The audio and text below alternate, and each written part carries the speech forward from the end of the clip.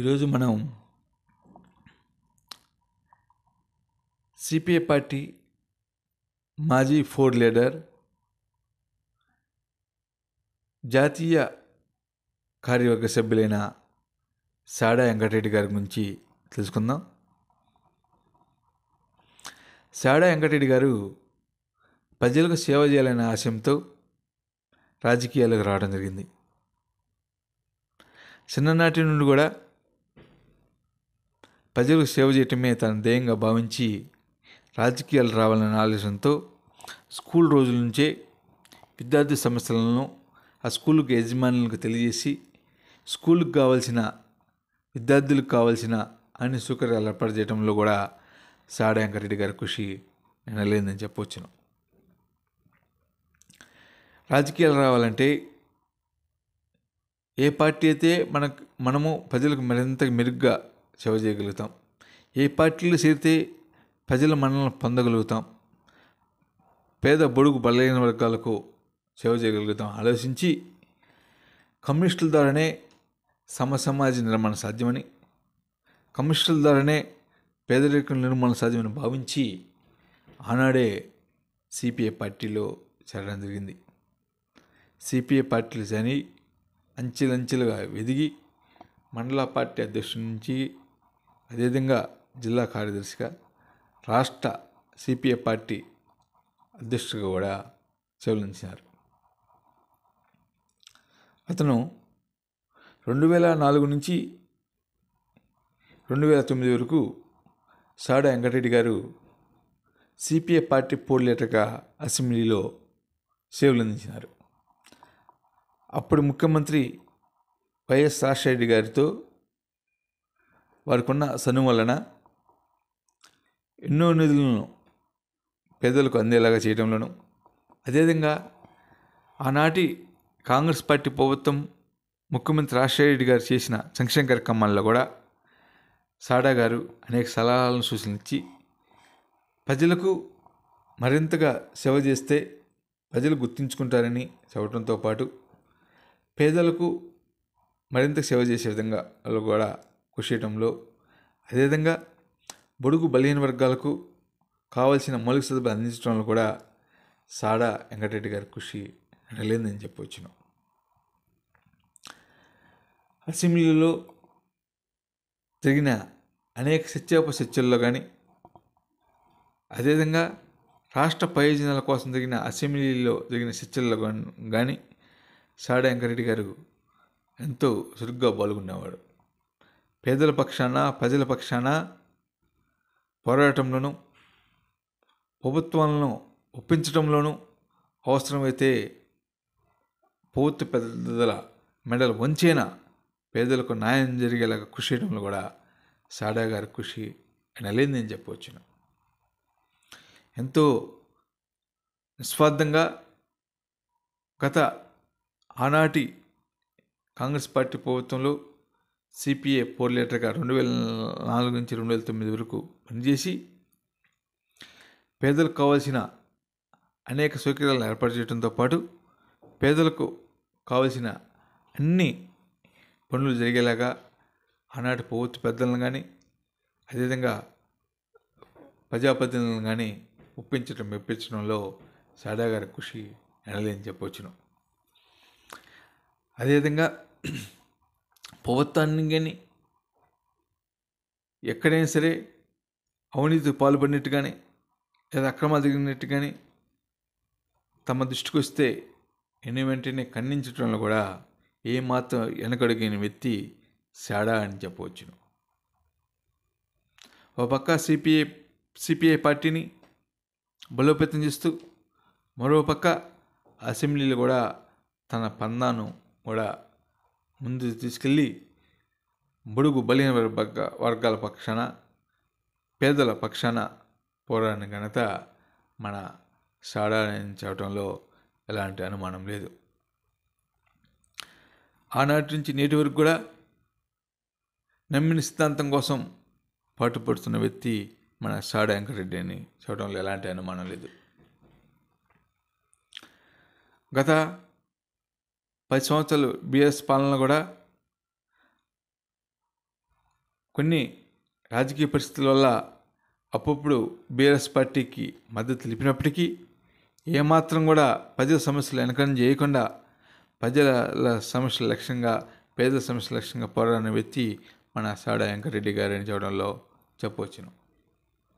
ఆ తర్వాత జరిగిన కొన్ని రాజకీయ పరిణామాల నేపథ్యంలో లేదా సామాజిక వర్గాల పరిణామాల నేపథ్యంలో కానీ అప్పటి పార్టీ నిర్ణయాల ప్రకారం కానీ కాంగ్రెస్ పార్టీకి 2023లో మద్దతు ఇవ్వడం జరిగింది. 2023లో కాంగ్రెస్ పార్టీ అధికారంలోకి వచ్చిందంటే అది కమ్యూనిస్టుల ద్వారా సాధ్యం అన్నది తెలంగాణ వ్యాప్తంగా ఉన్న ప్రజానీకానికి మొత్తం తెలిసిన సత్యం. ఆనాడు కానీ కమ్యూనిస్టులు కానీ మద్దతు ఇవ్వకపోయినట్టయితే కాంగ్రెస్ పార్టీకి నేటికి కూడా ప్రతిపక్షం ఉండేది.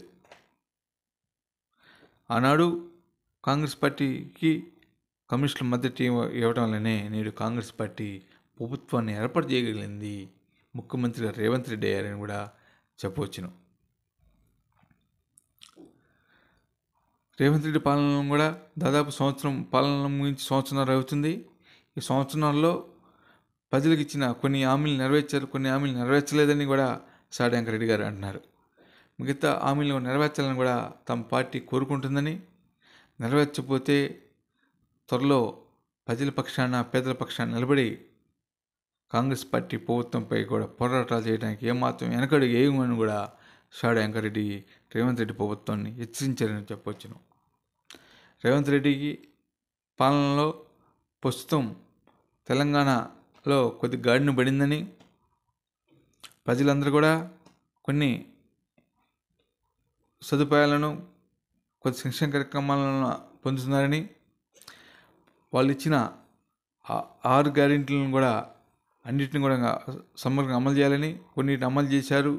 తెలంగాణ ఆర్థిక పరిస్థితుల వల్ల అమలు చేయలేదు, మళ్ళీ అమలు చేస్తున్నారు కాబట్టి వెయిట్ చేస్తున్నామని, రాబో కాలాల్లో ఎక్కడైనా సరే పేదలను విమర్శించినా లేదా పేద ప్రజలను మర్చిపోయినా కూడా ప్రభుత్వాలను ఇచ్చిన పథకాలను కూడా అమలు చేయడం ఎక్కడ లోటుపాట్లు ఉంటే తమ పార్టీ ప్రజల పక్షాన్ని నిలబడుతుందని కూడా పోరాటాలు చేస్తుందని కూడా సాడా వెంకటరెడ్డి అంటున్నారు. సిపిఎం పార్టీ కానీ సిపిఐ పార్టీ కానీ రెండు కూడా పేదల పక్షాన ఉంటాయని కూడా సంగతి ప్రజలందరూ తెలిసి అన్నారు. రేవంత్ రెడ్డి సర్కార్లో కొన్ని లోటుపాట్లు ఉన్నాయని, అది ఆ పార్టీ అంతర్గత వ్యవహారమని, మంత్రుల మధ్య భేదాలు అన్నా కానీ అదంతా వాళ్ళ పార్టీ అంతర్గత వ్యవహారం తప్ప తమకు సంబంధం లేదని, కానీ ప్రజల సమస్యలను కానీ పట్టించుకోకపోతే మటుకి తమ పార్టీ కానీ ఎల్లప్పుడూ పోరాటాలు చేయడంతో పాటు అవసరమైతే ప్రభుత్వ పెద్దల మెడలు వంచడానికి కూడా తాము సిద్ధంగా ఉంటామన్న సంగతి గమనించాలని కూడా రేవంత్ రెడ్డి సర్కారుకు సాడా వెంకటరెడ్డి గారు ఘాటుగా హెచ్చరిక జారీ చేశారని కూడా చెప్పవచ్చును. గత ప్రభుత్వంలో, కేసీఆర్ చేసిన ప్రభుత్వంలో కొన్ని స్కాములు అన్నిటిని కూడా ఒక్కొక్కటి బయటకు వస్తున్నామని, ఆ స్కాములు వలన ఆ ప్రభుత్వం అవినీతి చేస్తుందని కూడా మేము అనేక మార్లు చెప్పినప్పటికీ కేసీఆర్కి పెట్టడం వల్లనే మేము ఆనాడు ప్రభుత్వం నుంచి మేము బయటికి రావడం జరిగిందని కూడా అంటున్నారు. కేసీఆర్ కానీ ప్రజలు 10 సంవత్సరాలు అధికారం ఇస్తే కేవలం వాళ్ళ కుటుంబ అభివృద్ధి కోసం డెవలప్మెంట్ చేస్తే తప్ప తెలంగాణ ప్రజలకు అనుకున్న స్థాయిలో అభివృద్ధి చేయలేదని కూడా సాడా వెంకటరెడ్డి గారు అంటున్నారు.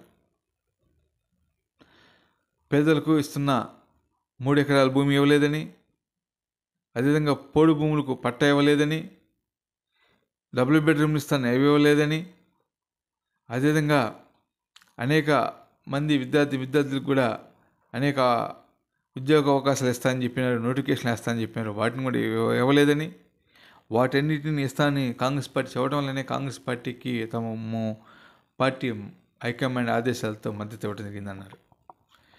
ఇప్పుడు సంవత్సరాలు కావడం వల్ల ఇప్పుడే గాడిని పడిన వల్ల ఇస్తామని చెప్పడం వల్ల వేచి చూస్తున్నామని కూడా అన్నారు. రేవంత్ రెడ్డి సర్కారు కేసీఆర్ బాటలు నడవకుండా పేదల పక్షాన్ని నడవాలని కూడా సాడా వెంకటరెడ్డి గారు సూచించారు. లేకపోతే ప్రజా ఆగ్రహానికి గురి కావాల్సి వస్తుందని కూడా అంటున్నారు.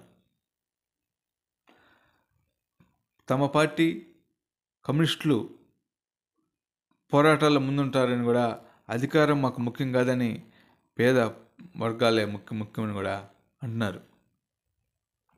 చాలా కాలం నుంచి మమ్మల్ని అనేక మంది అనేక క్వశ్చన్లు వేస్తున్నారని, అదేంటంటే మీ పార్టీ వాళ్ళు పోరాటాలు ముందుంటారు, ఓట్లలో వెనకబడుతున్నారు, సీట్లలో వెనకబడుతున్నారు అంటున్నారని చెప్పవచ్చు. కానీ ఇప్పుడున్న రాజకీయ ప్రభావం వలన ఎన్నికల్లో మద్యం డబ్బు అధికం కావడం వలన మా కమ్యూనిస్ట్ పార్టీల దగ్గర అంత డబ్బు లేకపోవడం వలన మేము కొన్ని సీట్లు తగ్గిన మాట వాస్తవమైనప్పటికీ ఓట్లలో ఎలాంటి తక్కువ లేదని కూడా సాడి వెంకరెడ్డి గారు తెలియజేస్తున్నారు. నేటి ఎమ్మెల్యే కానీ ఎంపీ కానీ పోటీ చేయాలంటే అధిక డబ్బు అధిక మద్యం ఇచ్చలుడి ఖర్చు పెట్టాల్సి వస్తుందని, తమ పార్టీ దగ్గర అంత స్తోమత లేకపోవడం వలన తాము కొన్ని స్థానాలు కోల్పోవాల్సి వస్తుందని కూడా సాడి వెంకరెడ్డి గారు అంటున్నారు. మాకు అసెంబ్లీ సీట్లున్నా లేకపోయినా, లేదా మా ఓట్ల శాతం గణనీయంగా ఉందని, అదేవిధంగా తమ కార్యకర్తలందరూ కూడా ఎంతో సమర్థవంతంగా పనిచేస్తున్నారని, మేము పార్టీ కోసం అభివృద్ధి కోసం కృషి చేస్తుంది తప్ప మరో కారణం కాదన్నారు. ఎల్లప్పుడూ మా పార్టీలు మా కమ్యూనిస్టులు ఎర్రజెండా మొత్తం కూడా పేదవారి పక్షాన ఉంటుందని కూడా సాడి వెంకరెడ్డి గారు ఘంటాబద్ధంగా తెలియజేశారు. మాకు పదవులు ముఖ్యం కాదని, ప్రజలే ముఖ్యమని, పేదలకు పక్షాన ఉంటే ప్రజలు వాటంతనే అవే వస్తామని, ప్రజలే ఇస్తారని కూడా సాడి వెంకరెడ్డి గారు తెలియజేస్తున్నారు. రాబోయే రోజుల్లో ఈ ఓట్లు సీట్లపై కూడా తమ పార్టీ సుదీర్ఘంగా శిక్షిస్తుందని, ప్రజలకు ఏం చేస్తే మనం ప్రజల ఉదయాల్లో స్థాయిగా ఉంటాము, ప్రజలకు మనలో పండాలంటే ఇంకా ఎలాంటి కార్యక్రమాలు చేపట్టాలి, ప్రభుత్వం ఇచ్చిన హామీలన్నిటి అమలు చేయడానికి ఎలాంటి కార్యక్రమాలని మనం రూపొందించాలనే విషయంపై కూడా సుదీర్ఘంగా చర్చించడం జరుగుతుందని, తాము ఎలాగైతే పేదల పక్షాన పోరాడుతున్నామో మాతో పాటు పోరాడే అనేక శక్తులన్నింటినీ ఏకం చేసుకొని ప్రజల పక్షాన మరింత పోరాట చేయడానికి కమ్యూనిస్టులు అందరం కూడా కంకణం బదులు ఉన్నామని కూడా సాడి వెంకరెడ్డి గారు తెలియజేస్తున్నారు. దేశంలో నరేంద్ర మోడీ గారు కూడా సారథ్యంలో దాదాపు 11 సంవత్సరాల పరిపాలన జరిగింది. ఈ 11 సంవత్సరాలంతా కూడా అవినీతిమయం తప్ప మరొకటి కాదని కూడా సాడి వెంకరెడ్డి గారు తెలియజేస్తున్నారు. మోడీ దేశ సంపదను మొత్తాన్ని, దేశంలోని సహజ వనరులను అన్నింటిని కూడా ఆదాని అమ్మాని చేతిలో పెట్టుతున్నారు తప్ప పేదవాడికి ఏమాత్రం అందట్లేదన్నారు. బడాబాబులకు వేలాది కోట్ల రూపాయలను రుణమాఫీ చేస్తున్నారని, దేశంలో ఉన్న పేదవాళ్ళకు మాత్రం రుణమాఫీ జరగట్లేదని, ఇది చాలా బాధాకరమైన విషయం కూడా సాడి వెంకరెడ్డి గారు అంటున్నారు. నరేంద్ర మోడీ గారు ఇప్పటికైనా అతను పేద ప్రజల వైపు ఉండి పేద ప్రజల పక్షాన పరిపాలన చేయాలని కూడా సూచించారు. దేశంలో కార్పొరేట్ శక్తులైన ఆదాని అమ్మాని కాకుండా ప్రతి పేదవాడికి కూడా డబుల్ బెడ్రూమ్ ఇల్లు ఇవ్వాలని, అదేవిధంగా పొలాలు లేని భూములు లేని రైతులకు భూములు ఇవ్వాలని కూడా సాడా సూచించారు. లేకపోతే కమ్యూనిస్టులు మోడీ ప్రభుత్వం పైన గొంతెత్తి పోరాటానికి సంసిద్ధంగా ఉన్నాయని కూడా తెలియస్తున్నారు. నరేంద్ర మోడీ గారి గత 11 సంవత్సరాల పాలన అంతా కూడా కార్పొరేట్ స్థాయికి మేలు జరిగింది తప్ప పేదవారికి మేలు జరిగలేదని కూడా అన్నారు. రాబోయే 4 సంవత్సరాలైనా మోడీ గారు తన పాలన అంతా కూడా పేదవారి పక్షాన నుండి పేదవారికి మేలు చేయాలని కూడా సూచించినారు. సిపిఐ పార్టీ కూడా రెండు కూడా కమ్యూనిస్ట్ పార్టీలు కాబట్టి రాబోయే రోజుల్లో మేము చేసే పోరాటాలన్నిటికి కూడా మాకు సహకరించే అన్ని పార్టీలను మద్దతు తీసుకొని పేదల పక్షాన పోరాటానికి ముందుంటామన్నారు.